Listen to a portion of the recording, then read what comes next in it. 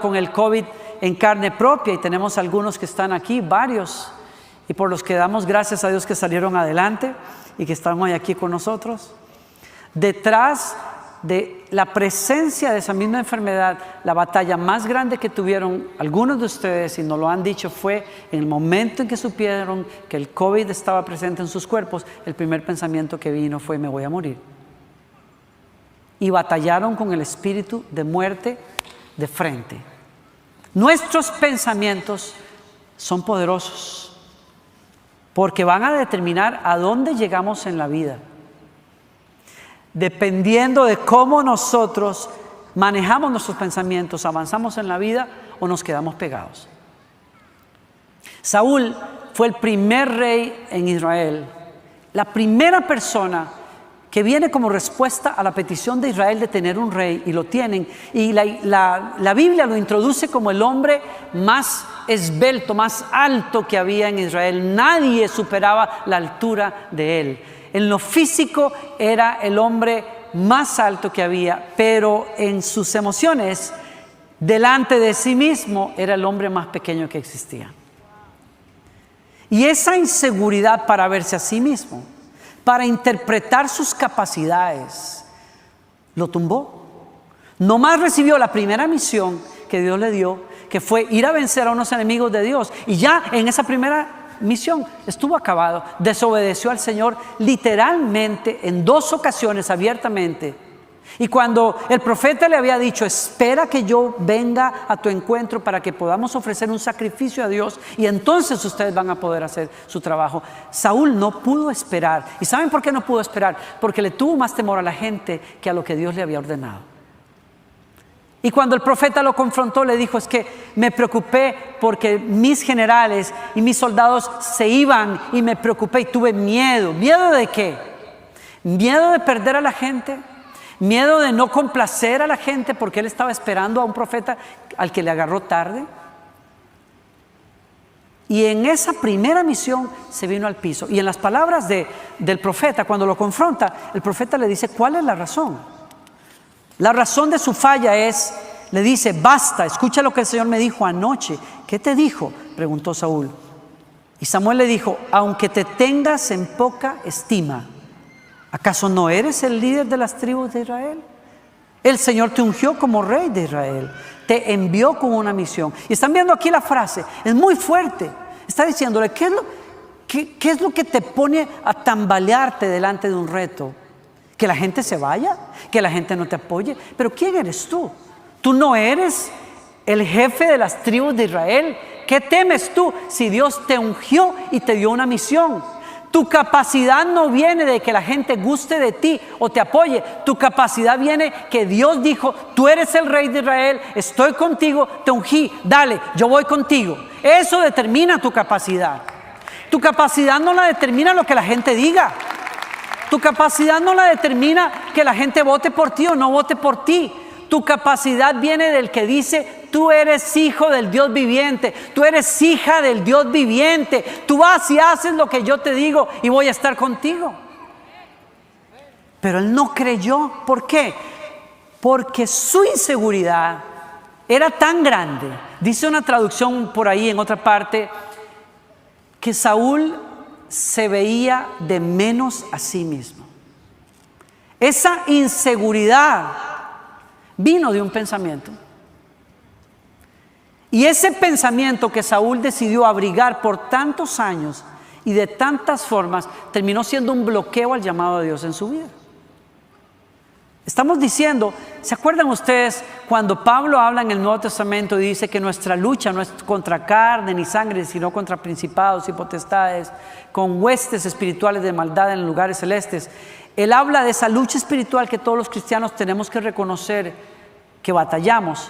Pero la lucha de luchas no es con demonios allá afuera. La lucha de lucha es con pensamientos que dejamos minar nuestra mente, que nos roban los sueños, que nos limitan para creerle a Dios y que se pueden convertir en fortalezas en el corazón de una persona. Porque aunque Dios diga: te ungí y te llamé como rey, algo por dentro te dice: porque tú no eres capaz. ¿Y qué haces con ese pensamiento? Anulas lo que Dios dice. Eso es una fortaleza espiritual. Entonces tú puedes decir, no, vamos a orar, vamos a ir a una montaña y vamos a bajar las potestades que están contra esta ciudad, pero realmente no nos tomamos el tiempo de subir a las montañas de nuestra mente, donde el enemigo sembró minas de mentira y las hemos dejado ahí intactas.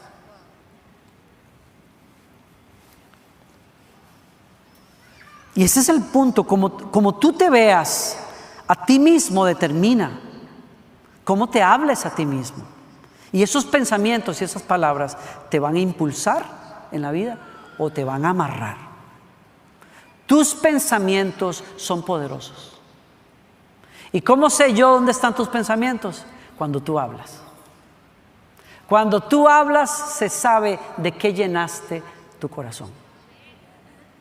Cuando hay una persona chismosa delante tuyo, ya sabes con qué llena su corazón.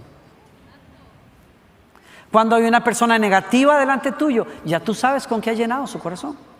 Porque de la abundancia del corazón habla la boca. Por tanto, si tus palabras son importantes, más importantes son tus pensamientos, o tan importantes son tus pensamientos. Porque tus palabras delatan qué es lo que tú has cultivado, cómo hablas contigo mismo. Pero lo que gobierna tu vida son tus pensamientos. Y a ese punto se refirió Samuel cuando le explicó que la rebelión de Saúl lo había sacado del partido. Entonces Samuel le dijo: hoy mismo el Señor ha arrancado de tus manos el reino de Israel y se lo ha entregado a otro más digno que tú. Y busqué esta traducción, la Nueva Versión Internacional, que dice: buscó a otro más digno que tú. Las traducciones anteriores dicen: a uno mejor que tú. Lo acabó. Pero me parece que la Nueva Versión Internacional lo explica muy bien. Explica el corazón de Dios detrás de las palabras. No fue terminar de matar a este hombre que acababa de fallar diciéndole: hay uno mucho mejor que tú. Porque a un hombre inseguro que le presenten otro que es mejor que él, lo termina de matar. Pero le dijo: a uno que es más digno que tú. ¿Por qué? No es porque David tuviera más capacidades, es el próximo rey. No es que David tuviera más capacidades que Saúl, que es el que fue desechado. No, es que David tendría más disposición a ser moldeado por Dios cuando Dios le hablara. Una cosa que Saúl no tenía. No era cuestión de capacidades, era cuestión de disposición del corazón. Lo que nos hace falta muchas veces para ser parte de los planes de Dios es la disposición del corazón. Porque Dios no está buscando a la persona mejor que hay en el mundo. Siempre habrá gente mejor que tú y mejor que yo. Siempre habrá gente que canta mejor que uno y otros que cantan peor, gracias a Dios. Siempre habrá gente que es más guapa que tú. Si es cuestión de eso, vamos a estar toda la vida en una desgracia, porque siempre estaremos comparándonos y diciendo: pero ¿por qué aquel es más bonito? ¿O porque aquel es más delgado? ¿O porque aquel es más alto? Ya ven ustedes, Saúl era el más alto y lo desecharon. No es la altura lo que determina que Dios puede usar a las personas, gloria a Dios. Ahí me dieron ganas como de... Si ustedes no aplaudían, yo iba a aplaudir. Esto no es cuestión de capacidades. Saúl no fue desechado por falta de capacidades, sino que fue desechado por falta de creer en lo que Dios había puesto en él y lo que Dios le había confiado. Y todo comienza con un pensamiento. Se miraba a sí mismo como poca cosa. Y miren qué fuerte lo que estamos diciendo acá, porque cuando Dios nos llama a una misión en la vida, y cada uno de los que estamos acá tiene una misión de parte de Dios. Wow, que por lo menos había uno conectado por ahí. Yo sé que somos una iglesia, no estás diciendo amén y todo eso, pero por lo menos reaccionen, hagan algo para saber que están ahí, ¿no? Ok, bueno, mire, entonces por lo menos ya hay más, ok, ya, mire. Ya me perdí yo por hacer ese comentario, que era lo que yo les iba a decir a ustedes. Todos nosotros tenemos una misión. Tú tienes una misión, no estarías vivo si no tuvieras una misión de parte de Dios. Tu cultura, tu formación, lo que has vivido, tus estudios, todo tiene un propósito. Dios tiene un propósito y va más allá de las bendiciones que Él te da de ser padre, de ser esposo, de ser madre, de ser profesional. Dios tiene una misión que te confía, donde quiera que estás. Pero depende que tú lo creas, depende que tú lo aceptes. Depende que tú digas, Señor, yo en lo natural quizás no sea digno, pero si tú me llamas, yo soy digno. Si tú me ordenas, yo estoy ungido, yo estoy capacitado, yo voy a hacer lo que tú dices. Y voy a ser un buen padre, y voy a ser un buen profesional, y voy a ser un hombre de negocios, una mujer de negocios, porque tú estás conmigo y tú me has confiado algo. De lo contrario, yo no estaría vivo. Pero si estoy vivo es porque Dios tiene una misión conmigo y la tiene contigo. El punto es, ¿vas a aceptar eso y a creerlo o te vas a limitar? Muchos de nosotros estamos apagando los sueños de Dios por pensamientos. Y muchos nos estamos impulsando porque hemos creído en Dios. ¿No?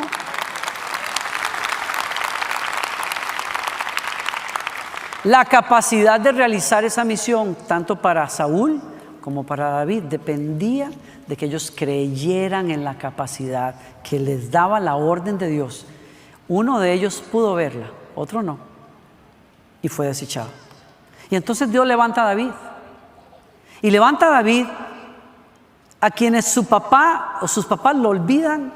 El último en la lista, invitado para la cena donde estaba el profeta para ungir al próximo rey, no estaba allí. Fue mandado a traer. Algunos hacen conjeturas diciendo que quizás David era un hijo fuera de familia y qué sé yo, porque ¿por qué no lo habían llamado cuando Samuel llegó para ungir al próximo profeta? No se sabe, pero es el último en el que se piensa, pero es el primero que Dios dice, ese es el ungido, ese es el que yo voy a usar. Y David viene y no más comenzando su vida, tiene un reto del tamaño de un gigante de 2 metros. Y todos los hombres de guerra de Israel acobardados, David llega, escucha los insultos de ese hombre y dice, espérate que yo me voy a pelear con él. Y los hermanos de David dicen, tú siempre tan creído, tan metido, usted es más metido que la pobreza, váyase con las tortillas y el queso a la casa, eso es todo lo que usted sirve hacer, usted no es más que un mocoso que sirve para cuidar ovejas. Pero le llegó la noticia al rey que lo manda a llamar y le dice, bueno, eran ticos, vos no sabes que ese es un hombre criado en la guerra desde que era jovencito, ese tipo fue a la escuela militar, se graduó con honores, ¿y vos quién sos? Sos un pelao, dirían en Colombia, en Barranquilla, sos un pelao. Y él le dice, pues puede ser delante de tus ojos, pues yo te voy a contar una cosa, mi historia de fe, nadie lo sabe, pero cuando yo cuidaba las ovejas de mi padre y un animal venía a robarme las ovejas, yo me levantaba en el poder del Espíritu Santo, porque yo conozco al Espíritu Santo. Yo conozco lo que Dios hace con las personas cuando se entregan a Él, y cuando se me regresaba esa bestia para querer dañarme, yo lo acababa, a palos lo acababa. Y le dice a Saúl, el Señor a quien yo conozco me libró de las garras del león y del oso, también me librará del poder de ese filisteo. Filibusteros fueron otros. Anda pues, dijo Saúl, y que el Señor te acompañe. Y mire lo que pasa en la batalla. Su confesión fue la suma de sus pensamientos. Escúcheme lo que acabo de decir. Su confesión fue la suma de su pensamiento de fe. Cuando tuvo a Goliat al frente, le dijo, tú vienes contra mí con espada, lanza y jabalina, pero yo vengo a ti con la bandera del Señor Todopoderoso, el Dios de los ejércitos de Israel, a quien tú has desafiado. Y le dijo, todos los que están aquí reconocerán que el Señor salva sin necesidad de espada ni de lanza. La batalla es del Señor y Él los entregará a ustedes en nuestras manos. Y fue exacto lo que pasó. ¡Wow! Por eso yo te tengo que animar a insistir. Como tú hablas, determina dónde vas a llegar en la vida. Pero lo que tú hablas tiene una fuerza más importante detrás. Es lo que tú piensas. Es como tú hablas contigo en ese espejo. Es lo que tú te dices todos los días a ti mismo. Ese diálogo interno que tienes contigo mismo todos los días va a dispararte hacia los propósitos de Dios o te va a aniquilar en el camino. Y en eso yo no puedo ayudarte más que animarte a cambiar tu manera de pensar, a bloquear tu mente de cosas que no sirven, a pararte firme delante de esos pensamientos que te infunden miedo e inseguridad, a acabar con esa forma de verte cuando te ves de menos. En realidad, cuando deberías de pararte y decir: yo soy todo lo que Dios dice que soy. Yo puedo hacer todo lo que Dios dice que yo puedo hacer. Yo tengo todo lo que Dios dice que yo tengo. ¿Alguien está aquí conmigo? Alguien tiene que levantarse en el espíritu de David para reclamar las cosas que Dios dice de nosotros. Alguien tiene que sacudirse de esas mentiras y esas palabras que una y otra vez se dijeron sobre tu vida. Aquellas personas que somos llamados, y yo creo que todos los que estamos aquí somos llamados a la grandeza, somos llamados a sobresalir, somos llamados a marcar una diferencia, somos llamados a romper terreno, a romper toldos y topes que nos habíamos puesto como personas, familias, culturas. Pero que podamos hacer eso, porque Dios quiere que lo hagamos, depende de cómo nosotros pensamos. Hoy tenemos una familia, los Cavazos, que están celebrando la graduación de su hija, y yo te aplaudo por eso. Y aplaudo también a tu hermano, que pude estar en la graduación de él hace unos años.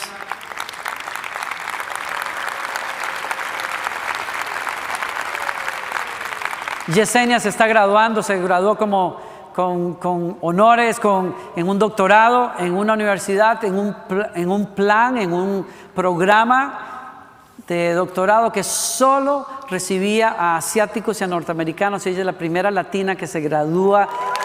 Te felicito y te honro por eso. ¿A cuántos el enemigo les está diciendo: tú no puedes? No, ni hagas el intento porque eso no es para ti. ¿A cuántos les estará matando misiones y sueños que Dios tiene solo por un pensamiento? Acaba con eso. Acaba con esos Goliaths en el nombre del Señor. Anímate y ármate con las palabras de Dios que tenemos. Miren, yo leo las escrituras. Yo conozco algo de literatura porque yo estudié poco de eso. Conozco literatura. Y no creo que exista un libro más bello en todo el mundo que se abra, en donde habla de un Dios con unas promesas y unos pensamientos que uno dice: pero ¿qué es esto? ¿Qué es esto? Desde que el mundo fue creado no se ha escuchado de un Dios, ni se ha oído, ni se ha visto un Dios que sea como tú, que haces a favor de los que creen en ti maravillas. Mencioné eso el otro día en una prédica. Es una belleza lo que Dios dice, cómo Dios nos habla, cómo Dios nos nutre con su palabra, cómo Dios impulsa a que tengas esperanza y que salgas adelante. La cosa es que lo creamos. Todos nosotros estamos lidiando con el reto de hacernos ciegos a nuestras propias capacidades y de creer lo que Dios ha puesto en nosotros. Por eso necesitamos vigilar nuestros pensamientos. Saúl no pudo, no vio esos ángulos ciegos, no permitió que cuando Dios venía a afirmarlo, no permitió que Dios lo sacara de esa desconfianza, esa inseguridad que tenía. Todos tenemos puntos ciegos, todos tenemos lugares donde no podemos ver las capacidades que Dios nos ha dado de los llamados, y es difícil eso, es muy difícil. Podemos tener posiciones que Dios nos da, privilegios que Dios nos da, pero si nos dejamos guiar por esos puntos ciegos y no nos dejamos ayudar, podemos perder la batalla. Yo tengo un lugar de honor muy grande el dirigirme a ustedes casi todas las semanas desde este lugar, pero eso que es un privilegio tan grande, eso es mi reto más grande en la vida el día de hoy. Comunicar la palabra.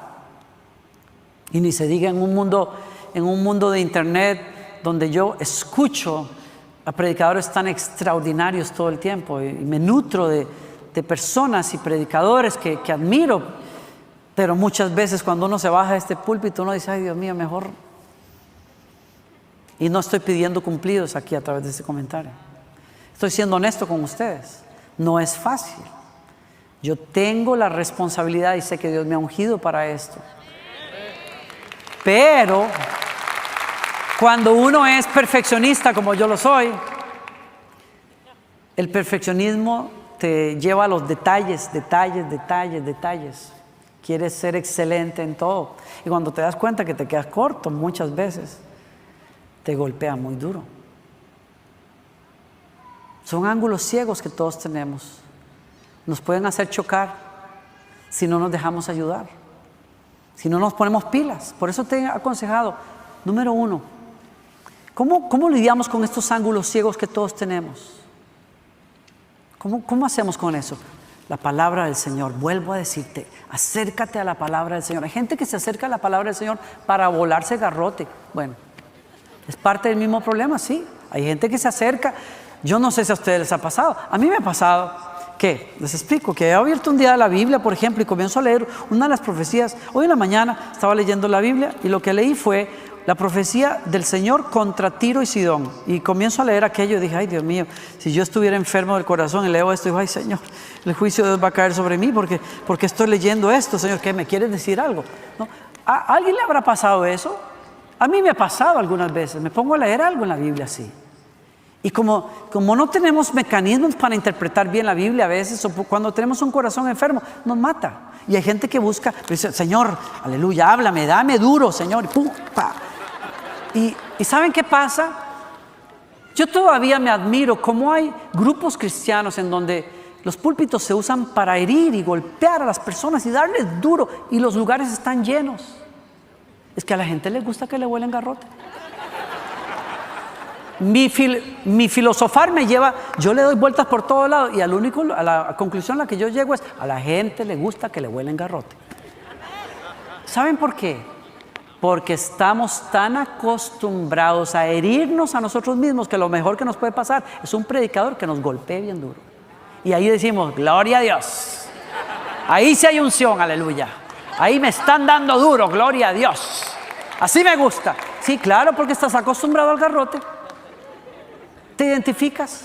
Y ese es el problema que tenemos. Ese es un problema que tenemos. Necesitamos la ayuda de personas en nuestra vida que pueden hablarnos la verdad cuando no podemos ver esas cosas. O sea, no podemos ver que Dios nos ha dado una capacidad, nos ha dado un don. No lo podemos celebrar tampoco. Entonces es fácil criticarnos y eso es lo que hacemos muchos de nosotros, nos criticamos y nos golpeamos. Y por eso una prédica donde se nos golpea como que nos llega mejor porque estoy acostumbrado al dolor. Y por eso cuando alguien viene y te da un cumplido, usted sabe la ceñita hipócrita de los cristianos, ¿verdad? No, la gloria no sea para mí, sea para decir, mi hijo, pero te están dando un cumplido. Lo menos que puedes hacer es decir gracias. Ay, qué bonito vestido, qué bonita chaqueta. Ay, sí, la compré en Marshalls, me costó $5. ¿Quién te preguntó el precio? ¿Qué cuesta que digas qué bueno? Sí, viste, qué bonita, ¿verdad? Se te ve bien. No, es que la falsa humildad es a la que estamos acostumbrados porque nos volamos garrote todo el tiempo. Ahí viene Samuel a decirle a Saúl, pero ¿qué es lo que tienes en la cabeza, Saúl? Si eres el tipo más brillante que hay por acá, Dios te escogió por algo. Eras un buen hijo. Andabas buscando las mulas perdidas de tu papá y por eso Dios te llamó. Porque eras obediente, eres un buen muchacho. Dios te puso como rey. ¿Qué más te falta? Te dieron la unción, porque yo mismo te ungí. Te dieron el llamado de la misión. Tienes el privilegio de guiar al pueblo escogido de Dios. Y ahí estás de bobo creyéndote poca cosa. La gente viene a darnos cumplidos y no podemos aceptarlos. Y por eso mi recomendación es, tú tienes que tener personas que saben celebrarte. Tú tienes que tener personas a las que les permites curarte de esos ángulos ciegos de crítica que tienes, ¿no? Otra cosa que les quería decir aquí terminando esto. Tú tienes que ser el primer porrista de tu vida. Tú tienes que ser el primero que te celebras las cosas. Porque, oye, especialmente en la época de las redes sociales. A ti te van a sobrar las personas que te maldigan y te critican. Te pusiste el vestido rojo. ¿Por qué te pusiste ese vestido rojo? No estoy hablando a nadie. ¿Verdad que hay cosas que me pasan a mí que yo no entiendo? Tere, yo en este instante que dije eso, te miré con el vestido rojo y dije, ay Dios mío, voy a voltear a ver a otro lado mejor. Y me di, yo no entiendo qué pasa. ¿Será que subconscientemente te vi el vestido rojo? Entonces ya dije, ok, es un buen ejemplo. No lo sé, pero en fin. Ay, qué vestido, te ves gorda, te ves fea, ese color de pelo no se te ve, que la mona, aunque se vista de seda, mona se queda. Esas son las redes sociales. ¿Por qué? Porque vivimos en una generación que se oculta detrás de las redes sociales para decir las babosadas que se les ocurra decir sobre cosas que no saben ni les importan. Entonces, yo le digo eso a mi hija a menudo: la primer porrista que tiene que existir en el mundo para tus cosas eres tú misma, porque de ti en fuera pocos saben celebrar. Pocas personas tienen ese arte como Bernabé en el Nuevo Testamento, que levantaba, donde él entraba levantaba a las personas, levantaba, sanaba, creía. Pocas personas tienen ese arte, pocas personas se disponen para ese arte. Entonces yo no me puedo esperar a los demás, yo tengo que ser mi primer porrista. Yo decidí ser mi primer porrista. Yo decido celebrar mis victorias, y si nadie más aplaude, no me importa, yo me aplaudo. Ya, hay que hacerlo. Hay que hacerlo y hay que celebrarlo. Hay que aprender a animarnos a nosotros mismos. Hay que aceptar también a esos que Dios nos envía en la vida para enfocarnos, iluminarnos, y que nos dicen, como decías, que le dijo Samuel en ciertas palabras a Saúl: pero vos no estás viendo lo que tenés. Vos no estás viendo cómo Dios te usa. Vos no estás viendo qué privilegio te ha dado Dios. Vos no estás viendo la familia que tenés. Vos no estás viendo que a tu edad has caminado por aquí, por allá, y mira dónde has llegado. Necesitamos de esas personas. Y cuando vengan esas personas, por amor a Dios, acépteles el piropo, acépteles el comentario, celébrelo. Sea una persona que sabe recibir cumplidos. Tenga personas cerca, sí, que lo ayuden.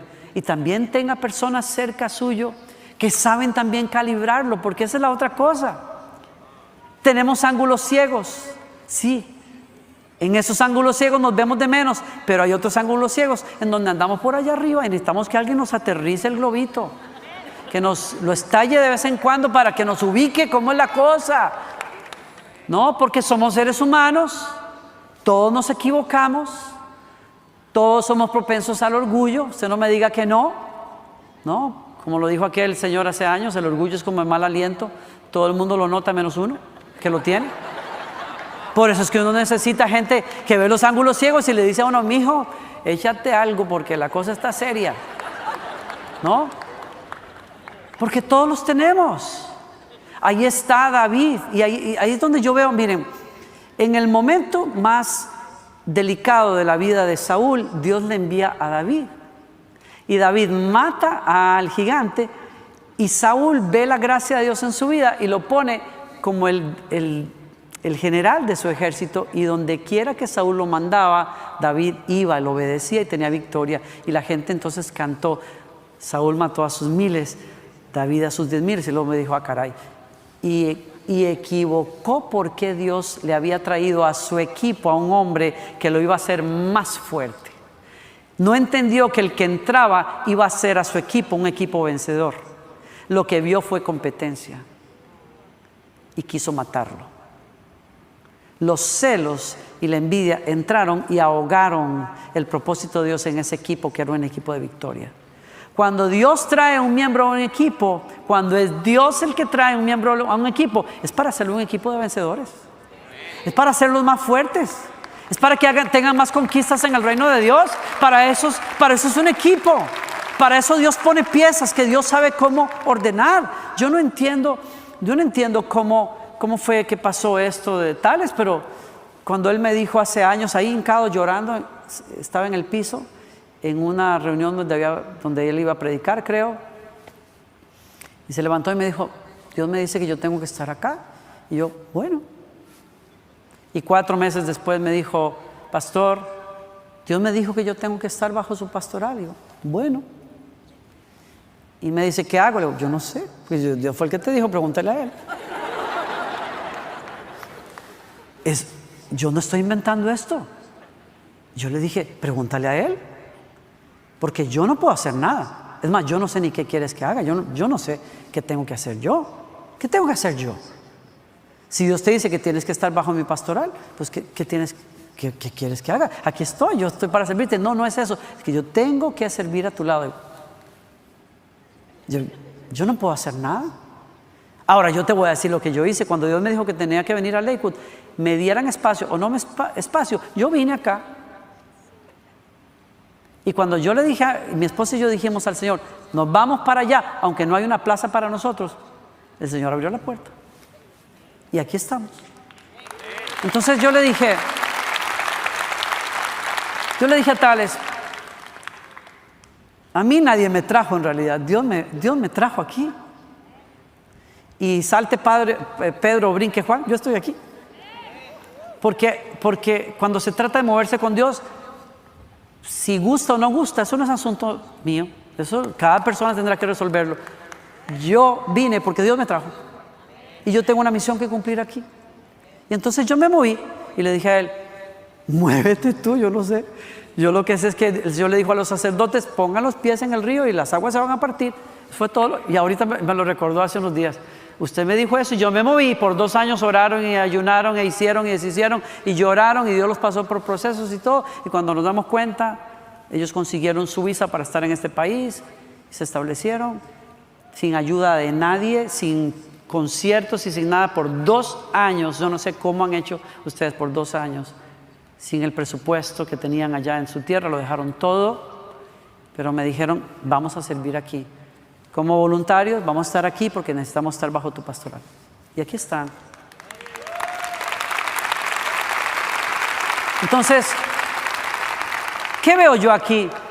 Yo se lo he dicho al equipo cuando anuncié que Tales venía para acá y tal. Les dije yo, esto no es un plan que yo tejí para que Tales pudiera estar aquí. Yo no puedo hacer esas cosas. Yo no tengo esa potestad.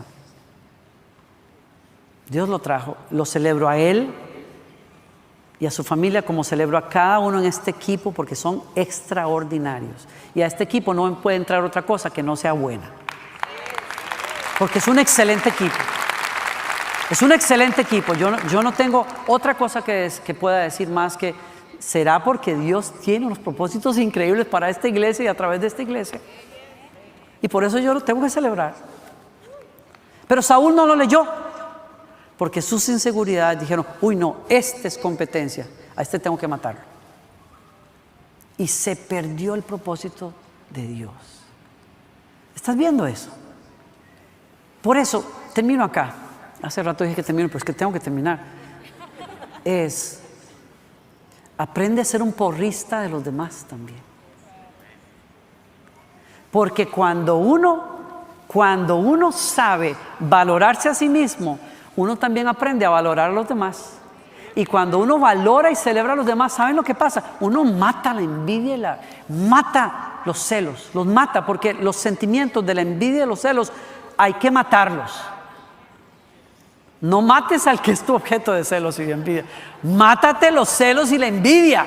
Acábalos. ¿Sabe cómo lo acabas? Levantando a los demás. Levanta a los demás, porque cuando tú levantas a los demás, tú caminas en grandeza también. Tú caminas en otro nivel de vida. Dáselo fuerte al Señor, porque yo creo que Él nos quiere hablar en esta tarde. Pablo decía en una carta tremenda, cuando él hablaba de que él sabe el llamado de Dios, y él apunta en esa carta de los Corintios que él tiene unas revelaciones tan tremendas de Dios, una revelación de Dios tan tremenda que Dios le dijo para que la grandeza de las revelaciones y la capacidad que Dios me da no me envanezca. Dios me asignó un mensajero de Satanás. Y es un misterio esto, es increíble, pero él dice, porque si quisiera gloriarme, No sería insensato, pues diría la verdad, mas me abstengo de hacerlo para que nadie piense de mí más de lo que ve en mí u oye de mí. Y dada la extraordinaria grandeza de las revelaciones, por esta razón, para impedir que me enalteciera, me fue dada una espina en la carne, un mensajero de Satanás que me abofetee para que no me enaltezca. Acerca de esto 3 veces rogué al Señor que lo quitara de mí, y Él me ha dicho, bástate mi gracia. Y ahí es donde yo digo que para los que lidiamos con ángulos ciegos de inseguridad, Dios envía ángeles que nos animan. Así es mi esposa para mí también. Mi porrista número 1 es mi esposa. Cuando yo voy de regreso a mi casa criticando qué dije, qué no dije, mi terrible manejo del tiempo hasta hoy, después de tantos años, ella no es que me aplaude las cosas, me dice lo que tiene que decirme, pero me anima. Y después del Señor, el ánimo que necesito es ese, la verdad. Pero también me ubica. Es una representante del Espíritu Santo tremenda. Sabe cómo ubicarlo a uno también. Y lo necesito. Y ahí voy al otro lado. Cuando no es que nos caemos, sino que nos creemos, ¿no? Los que somos de otra generación siempre hablamos de que a veces el problema que tenemos con los jóvenes y las generaciones mileniales y los que siguen es, ellos se creen que ellos lo saben todo. Eso es uno de los análisis que hay por ahí. Y esa debilidad que tenemos como jóvenes se compensa en el Nuevo Testamento con una verdad que es: escuchen a sus mayores, escuchen a sus líderes, honren a sus padres. Necesitamos personas así. David necesitó un amigo que lo confrontó, lo encaró cuando él falló. ¿Se acuerdan? Natán. Y ustedes se acuerdan, hoy que escuchaba a Tales cantar esa canción, que es una canción que nace en un momento muy puntual de su vida. No quites de mí tu Santo Espíritu. Fue cuando Natán reprendió a David por su pecado oculto. Todos necesitamos a alguien que nos calibre. Todos. Y si tú eres un líder en particular, necesitas que alguien te calibre de vez en cuando. Si tú no tienes un corazón humilde para recibir corrección, tú no estás listo para servir a una iglesia, porque eres un peligro. En cualquier momento la riegas. Yo soy humano, yo puedo fallar. Yo necesito personas que me calibren, que me llaman la atención. Y ahora sí termino. Estoy en un proceso tratando un problema que tengo en el hombro y he visto a un quiropráctico por varias semanas ya para poder lidiar con el dolor. Y el otro día, en la última sesión que tuve hace una semana, el tratamiento fue fuerte. Y yo recuerdo que después de utilizar puntos con electricidad y agujas y tal para liberar un poco la tensión, vino un masaje, pero un masaje con un aparato metálico que encuentra los nudos que uno tiene en la espalda y los rompe, ¿no? Y aquello me hizo saltar. Y ya cuando terminó, que podía movilizar más mi brazo y tal, le dije: tú sabes que he estado pensando en algo tremendo. Tú necesitas en tu profesión utilizar el dolor para sanar el dolor. Me dijo: ¿cómo así? Pues sí. Tú tienes que saber acercarte a provocar dolor, porque a través del dolor que provocas en un momento, me liberas del dolor crónico. Pero tienes que saber cuánta presión poner. Y me dijo: sí. Eso es el cuidado que mayormente tenemos en la escuela, es saber hasta dónde yo puedo llevar a un paciente para liberarlo del dolor. Pero tengo que producirle dolor. Y cuando tú no estás abierto a la confrontación y a la corrección, tu hombro se encoge, como me pasó a mí. Tu hombro se atrofia. ¿Por qué? Porque el dolor hace que te protejas. Tu cerebro dice: no puedes mover ese brazo porque duele. Y entonces el tendón se contrae completamente acá. ¿Qué pasa? Alguien necesita estirar ese tendón. Alguien necesita provocarte un minuto de dolor. ¿Para qué? Para que tengas una vida de sanidad. Y por eso estamos acá. Yo no estoy acá para golpearte, pero sí estoy aquí para hablarte la palabra del Señor. Y en algunas ocasiones es fuerte, pero el dolor del consejo de alguien que te ama es para sanarte de un dolor peor en el futuro, si tú escuchas la palabra del Señor. ¿Alguien está conmigo acá? Hoy te llamo y te ruego, cambia a ese crítico. Rompe esos pensamientos de crítica hacia ti mismo. Sacúdete de esos pensamientos que te están minando la fe.